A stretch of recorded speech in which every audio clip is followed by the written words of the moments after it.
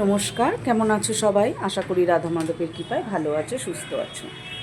আজকে দেখো, তোমাদেরকে একটু ওয়েদারটা দেখাই, আর তার সাথে সাথে তোমরা একটু গাছগুলোও দেখে নাও। যারা গাছ ভালোবাসো, গাছ ভালোবাসে না এমন মানুষ তো হয় না। কত সুন্দর সবুজে সবুজ দেখো। আর দেখো আজকের ওয়েদারটা দেখো, সকাল থেকে বেশ রোদ ছিল, তবে এখন আস্তে আস্তে দেখছি বেলা বইতেই অমনি হয়ে আসছে মেঘলা। জানি না কবে, মানে কখন আবার ঝুপ করে বৃষ্টি নেমে পড়বে। যাই হোক, এখন করব রান্না। আর গতকালকে দেখো এগুলো কেচে মেলে দিয়েছিলাম, সব বেশ শুকিয়ে গেছে। যেহেতু মেশিনে কেচেছি, এমনিও জল ঝরে গেছিলো, একটু না মেললে তো হবে না। আর ঘরে আর রোদ কোথায় পাবো বলো?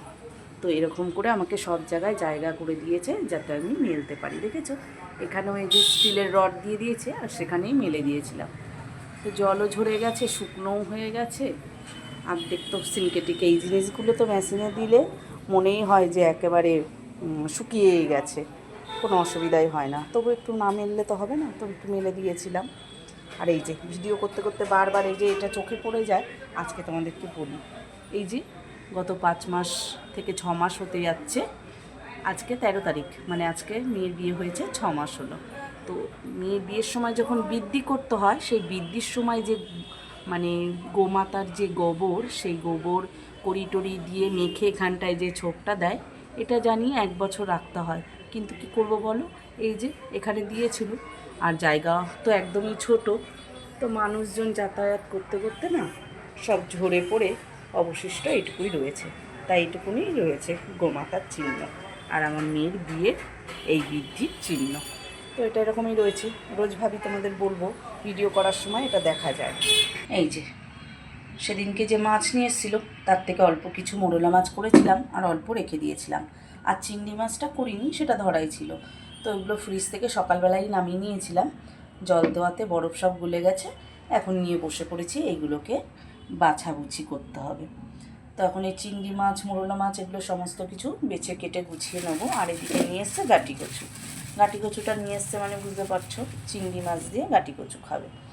গতকাল রাত্রেই বলা হয়েছিল যে চিংড়ি মাছগুলো আজ রান্না করব, তার জন্য সকালবেলায় দেখো গাটি কচু এনে দিয়েছে। এই গাটি কচু দিয়ে চিংড়ি মাছ দিয়ে রান্না করব, আর মোরলা মাছটা দেখি কি করি।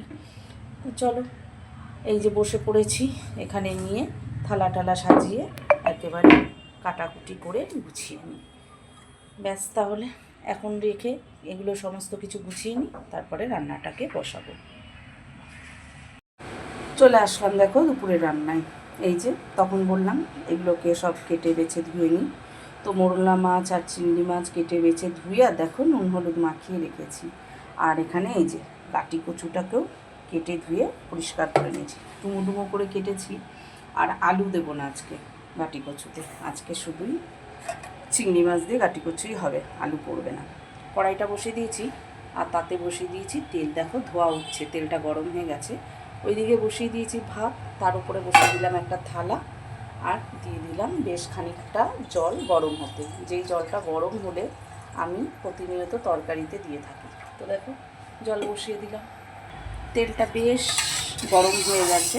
এবার প্রথমে আমি যেহেতু গাটি কচুটা রান্না করব, তার জন্য চিংড়ি মাছগুলো নুন হলুদ মাখিয়ে রেখেছিলাম, সমস্ত চিংড়ি মাছগুলো বেশ একটু লাল লাল করে ভেজে নেব।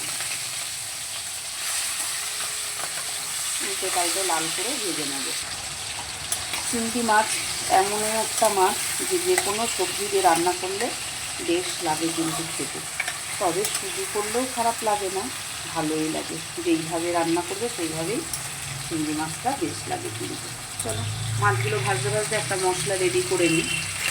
মাছটা আবারও একটু উল্টে পাল্টে দেবো। আর খুব শক্ত করে বা খুব লাল করে ভাজবো না, বেশি লাল করে ভাজলে আবার চিংড়ি মাছগুলো শক্ত হয়ে যায়। আর এদিকে দেখো একটা মশলা রেডি করে নিয়েছি, যার মধ্যে হলুদ গুঁড়ো, লঙ্কার গুঁড়ো আর আদা জিরে বাটা ছিল, সেটার মধ্যেই দিয়ে নিয়েছি। আর তার মধ্যে দিয়েছি একটা 5 মিশালি সবজি মশলা ছিল। তো মশলাটা একটু কম হয়ে যাবে বলে আদা জিরে বাটাটা, সেই জন্য আবার ওই সবজি মশলাটাও এর মধ্যে দিয়ে দিলাম। ওটা বেশ ভালোই লাগে যেন এতে। মাছগুলো দেখো বেশ রং ধরেছে, ভাজাও হয়ে গেছে। আর ভাজবো না, এবার আমি মাছ ভাজাগুলোকে সব তুলে নেব। মাছ ভাজাগুলো তুলে নিলাম। এবার ওর মধ্যে আরও একটু তেল দিয়ে এবার বেশ খানিকটা সাদা জিরে ফোড়নে দিয়ে দিলাম। এবার গাটি কচুগুলোকে দিয়ে দেবো, দিয়ে এটাকে ভালো করে একটু ভেজে নেব। গাটি কচুর মধ্যে দিয়ে দেবো বেশ খানিকটা লবণ আর অল্প করে একটু হলুদ গুঁড়ো।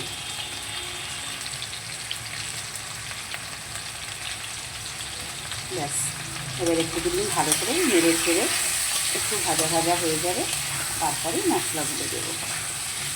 গাটি কচু যেইভাবেই রান্না করো না কেন, সে আমিষ হোক নিরামিষ দুটো পদই কিন্তু বেশ লাগে। আবারও ভালো করে একটু নেড়ে দেবো। দেখো কয়েকবার বেশ নাড়তে নাড়তে গাটি কচুটা বেশ হালকা ভাজা ভাজা হয়েও গেছে। এইবার আমি এর মধ্যে এক এক করে মশলাগুলোকে দেবো। প্রথমেই দিয়ে দিচ্ছি একটু পেঁয়াজ কুচানো। যেহেতু চিংড়ি মাছ দিচ্ছি তার জন্য একটু পেঁয়াজ কুচি দিয়ে দিলাম, তবে রসুনটা দেবো না, আর ওদিকে দেবো আদা জিরে বাটা। পেঁয়াজটা দিয়ে একটু ভালো করে লাল লাল করে পেঁয়াজটাকেও ভেজে নেব। কদিন ধরে এত ঠান্ডা লেগেছে, আইসি দরজা রাখাতে মুখে যেন কোনো কিছুই রুচি লাগছে না, তরকারি সেরকমভাবে ভালোই লাগছে না। মনে হয় যেন একটু ভাজা পোড়া হলে তা দিয়েই খাওয়া হয়ে যায়। তবে ভাবছি মোরলা মাছটাকে তরকারি করবো না, খাওয়ার সময় গরম গরম ভেজে নেব। চলো পেঁয়াজটাকে আবার একটু লাল করে ভেজে নিই। পেঁয়াজটাকে দিয়ে বেশ খানিকক্ষণ নাড়াচাড়া করে নিয়েছি। আর দেখো পেঁয়াজের কালারটাও একটু বাদামি বাদামি হয়ে গেছে, মানে ভাজা ভাজা হয়ে এসছে। এবার আমি যে মশলাটাকে রেডি করে রেখেছি সেই মশলাটাকে দিয়ে দেবো।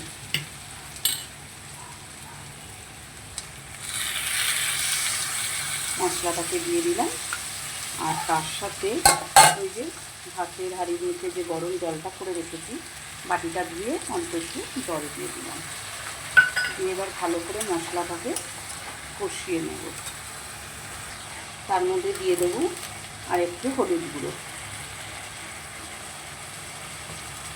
সামান্য একটু দিলাম, কেন ওইটার মধ্যে আমি হলুদ মিশিয়ে রেখেছি, তো মনে হলো যেন কালারটা একটু কম কম লাগছে। আর আমি একটু হলুদটা যেন তো বেশিই খাই, তো সামান্য আর একটু হলুদ দিয়ে দিলাম। এবারে ভালো করে মশলাটাকে কষিয়ে নেব। খুব ভালো করে দেখো মশলাটাকে আমি কষিয়ে নিয়েছি। এবার ভেজে রাখা চিংড়ি মাছগুলোকে দিয়ে দেবো।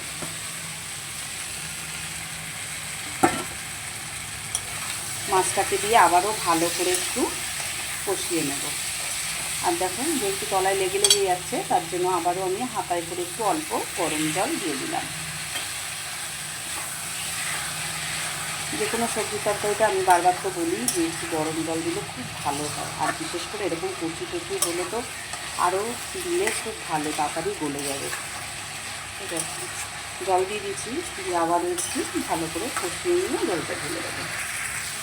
দেখো খুব সুন্দর করে তরকারিটা আমার কষানো হয়ে গেছে। তোমরা যদি চাও তো এর মধ্যে একটু টমেটো দিতে পারো, আমি আর টমেটো দিলাম না, আর টমেটো আমার কাছে আনা নেই, সেই কারণে আর দিলাম না।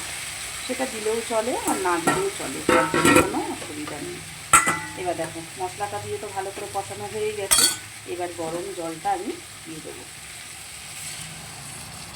তোমরা যে যেরকম ঝোল খাবে বা মাখা মাখা খাবে সেই অনুযায়ী জল দেবে। আমি আবার একটু ঝোল ঝোল খেতে পছন্দ করি, তাই একটু জলটা বেশি দিলাম। দেখো জলটা দিয়ে বেশ সুন্দর করে একটু নেড়ে দেবো তরকারিটাকে।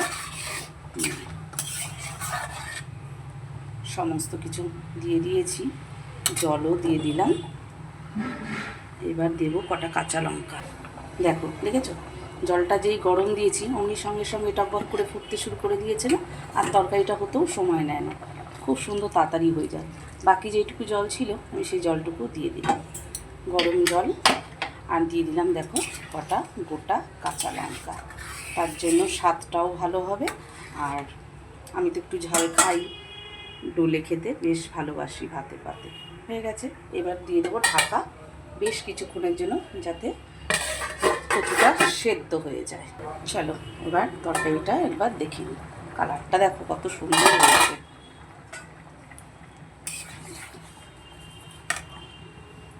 অনেকটা ঝোল কমেও গেছে, আর এটা রেখে দিলে আবার বেশ খানিকটা ঝোল আবার কমে যায়। তবে আজকে আলু দিইনি, খুব একটা টানবে না। দেখে নিই একটু কচুগুলো কত দূর হয়েছে। প্রায় হয়ে এসছে, তবে আরও একটু হবে। আবার একটু কিছুক্ষণের জন্য ঢাকা দিয়ে দেবো। ঢাকাটা সরিয়ে দিয়েছি আর তরকারিটা দেখে নিয়েছি। কচুগুলো সেদ্ধ হয়ে গেছে আর ঝোলও দেখো যতটুকুনো আমার প্রয়োজন ততটুকুনি রয়েছে। আলু দিলে আলুগুলোকে গেলে দিলে ঝোলটা আরও একটু গাঢ় গাঢ় হয়। তবে আমি একটু কচু ভেঙে দেবো, তাতেই ঝোলটা গাঢ় গাঢ় হয়ে যাবে।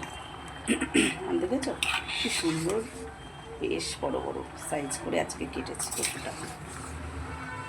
তরকারিটা আমার হয়ে গেছে। এবার সব শেষে যেটা করণীয় সেটা হচ্ছে ধনে পাতা। গরম মশলাও দেওয়া যায়, তবে আমি গরম মশলা দিচ্ছি না। তোমরা চাইলে একটু গরম মশলাও দিতে পারো। আর এদিকে দেখো আমি দিয়ে দিলাম একটু ধনে পাতা কুচি। তবে ধনে পাতাটা একটু কম হয়ে গেছে, আরও একটু হলে বেশ ভালো হতো। যেটুকু ছিল কেটে বেছে পরিষ্কার করে ওই দিলাম। তার মধ্যে সকালবেলায় একটু গোলা রুটি করেছিলাম, তার মধ্যেও বেশ খানিকটা দিয়েছিলাম। আজকে আর বলা হয়নি ধনে পাতা নিয়ে আসতে। ওই যে যখন থাকে তখন আবার নিয়ে আসে, আর যখন থাকে না তখন আর আনে না। তো হয়ে গেছে রান্নাটা। আর আজকের ভিডিওটা আমি এখানেই শেষ করছি। তোমরা সবাই ভালো থেকো, সুস্থ থেকো। আর আমার ভিডিওটা ভালো লাগলে একটা লাইক করে দিও। নতুন হলে সাবস্ক্রাইবের পাশে থেকো। আর কে কে ভালোবাসো এরকম গাটি কচু দিয়ে চিংড়ি মাছ, আমায় কিন্তু অবশ্যই জানিও। আমি তো বেশ ভালোবাসি। চলো তাহলে এখন রাখি।